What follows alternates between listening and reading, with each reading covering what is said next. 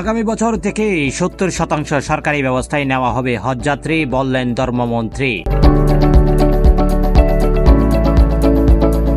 বুধবার রাজধানীর আশকুনার হজ অফিসে হজযাত্রীদের নিয়ে করণীয় প্রশিক্ষণ অনুষ্ঠানের উদ্বোধনের শেষে কথা বলেন ধর্মমন্ত্রী।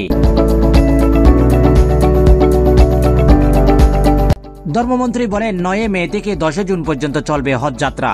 ফলে 29 এপ্রিলের মধ্যে এজেন্সি হজযাত্রীদের ব্যবস্থা করতে না পারলে তাদের বিরুদ্ধে ব্যবস্থা নেওয়া হবে। এছাড়া কোনো সমস্যায় পড়লে মন্ত্রণালয়ে কর্মকর্তাদের সাথে যোগাযোগ করার কথা বললেন মন্ত্রী।